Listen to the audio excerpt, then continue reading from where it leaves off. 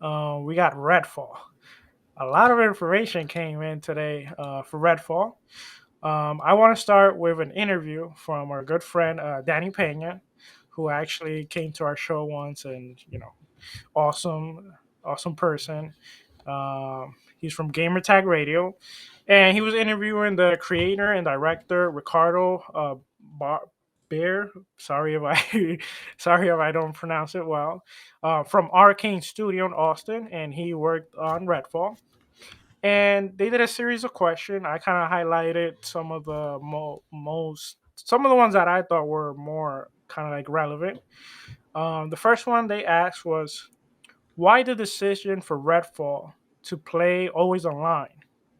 And his answer, not in the same exact word. Oh, and they also asked him, and how crossplay will work. So his answer, not in this same exact word. I just worded it fast because I came from work and didn't have enough time. But he said it let us track information in order to adjust the game for everyone.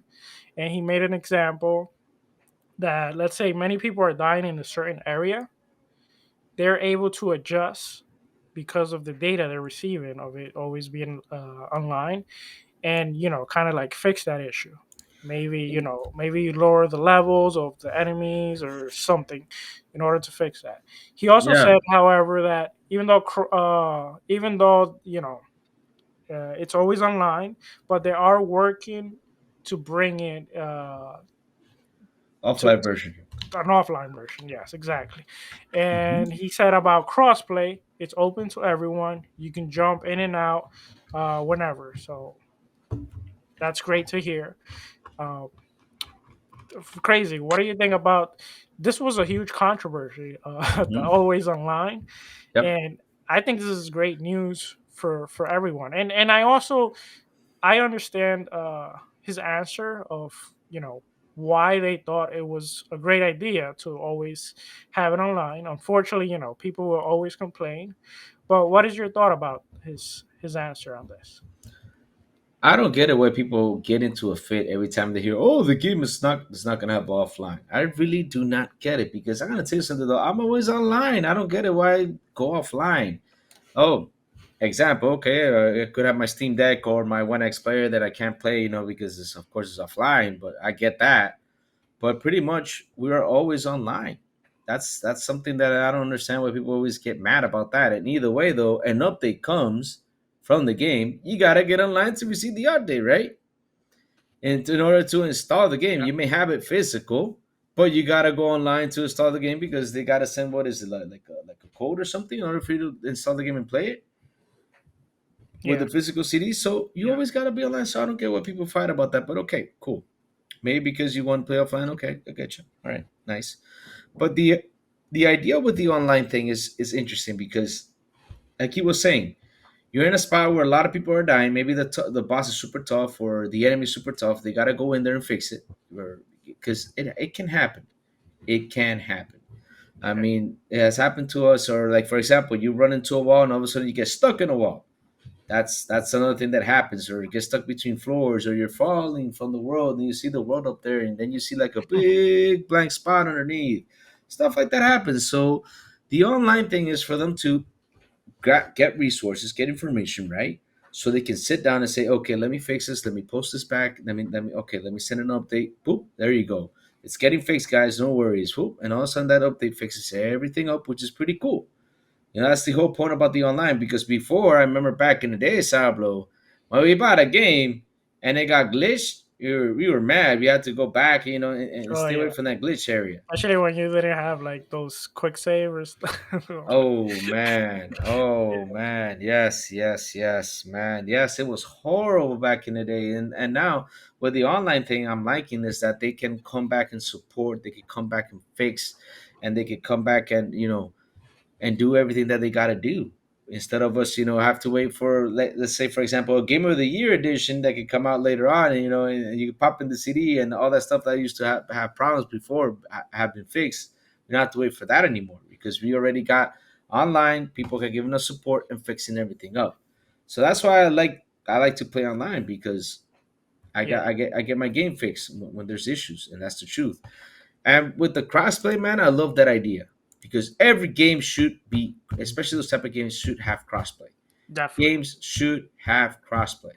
They should, and because really, well, if I got friends that have PC and they want to play with me, hey man, let's play Redfall. Oh, let me jump over here, or wherever they are, they can just jump in and play with me. So that's pretty cool. That's pretty cool. I love that idea that they had crossplay with that. Yeah, I kind of understand both sides too because, I understand you buy a game and maybe you don't have great internet and you want to be able to play it offline. So I understand that part. The problem is that the games now, they're bigger, they're more ambitious, they have more, they have to use more resource, more. They're basically bigger games, and it's harder to make these games without them having issues. And if being online means that they can gather more information so they can fix these issues sooner, in a way, it's good. But I also understand, why people would complain. Another good information that was said here was that actually I saw it on another post, which it will have no microtransactions or no in-game store. So That's good. That's good that's news. great. That was something that was worrying about the always online because you think of a game as a service. So anyway, the next question was how does co-op progression works, and this was something I was so happy that they asked this because I wanted to know how it worked. Of course. Um, so the answer was basically the only thing you don't keep is story progression. So weapons, level, transitions with you. And the reason why he explained why the story doesn't progress, he kind of gave examples and he talked a little bit about, how he wanted player to experience their own playthrough, since you can tackle like areas and missions, like even like the side mission, but also the main missions. You can pick them in different order. It doesn't have to Hmm. be the same order. So they wanted each player to have the option that if they wanted to go through their own playthrough and play it their own way, they would have like kind of that different experience, which honestly that's great. And if you just want to run through the story with your friends and you're going to always play with your friends, then you can do that too. Yeah, I um agree. I agree. I mean, that's actually a good idea because honestly, something I like though about the progression is that if your player progress, let's say if he reaches level 10, he's got some sort of weapons, you keep all that. That's yours. yeah. If you play your own story game, you already got all those weapons. You don't lose them. You don't lose that progression. You don't lose your weapons, which is really good. And something that I'm asking myself, and something that was really important that he asked, and that is, if let's say I'm playing with you, Sourblow, and you're level 20, and I come in as a level 1 Oh into yeah, your game. that's actually the next That's question, actually which that's is, actually oh, yeah, is it? will the game scale depending on the level of the player the host invite? So basically Yeah, what you were kind of explaining it, like let's say Crazy is playing, he's level 20. yeah. I want to jump in and I'm only level 2. Mhm. How would the game scaled? Well, he said it won't be scalable, but lower levels, basically they will have to play like that, which are low level. Which But they will struggle.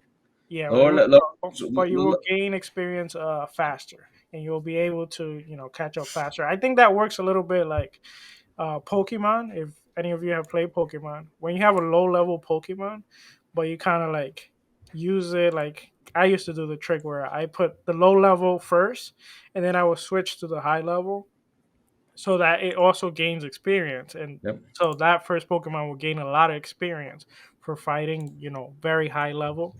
So I guess that's how it's gonna work also. So if I'm playing with Crazy, he's level 20, I'm level 2, and we're in a high level area, I'm gonna gain a lot of experience, but I gotta be extra careful because I'm only level 2. So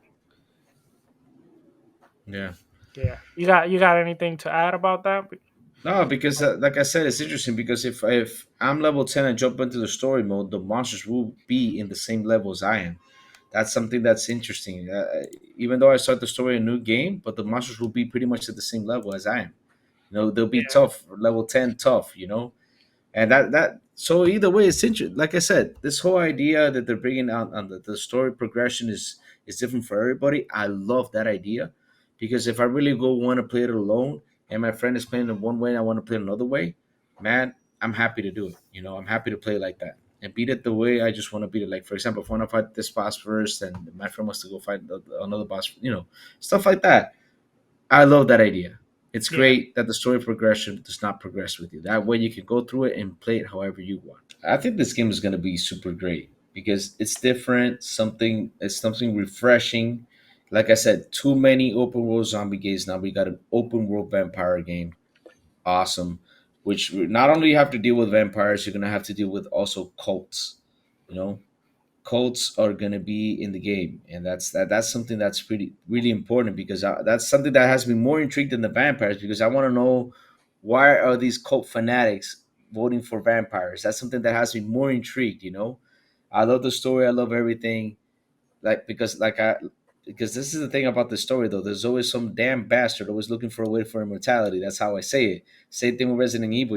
They were looking for something to do with that damn virus. But yeah, it's gonna be interesting though, and I'm happy that the more I see of the game, the more intrigued I get. I mean, strongholds. I think you get to.